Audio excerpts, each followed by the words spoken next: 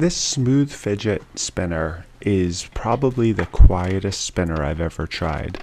Before adding this voiceover track, when I listened just to what the camera recorded, it was so quiet when it was spinning that I could actually hear the camera's autofocus making more noise than the spinner was.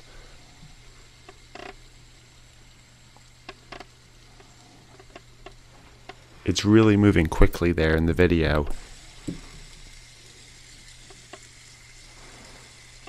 And as I hope you can hear, and that's why I'm pausing in my voiceover, you can barely hear it at all. It just goes until I stop it, and it's super quiet.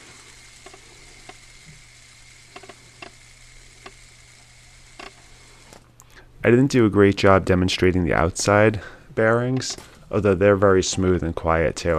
I'm right-handed, and the way I had the tripod and the light set up, I couldn't really get to it with my right hand, so instead I'm kind of spazzing out with my left hand. But it works well. The problem with the outside spinners is my hands are big enough, but a lot of people complain that their hands aren't big enough to get to the outside one.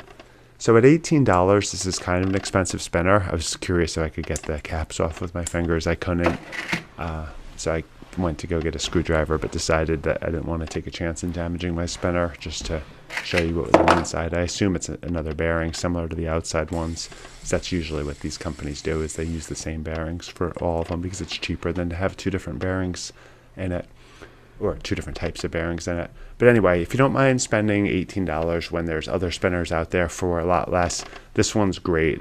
Some of the other spinners I've bought before have had rust on them and just work low quality. This one is really good quality. It's really smooth and silent, and not only is there no rust now, but I don't think there ever will be. If you have any questions, please let me know in the comments.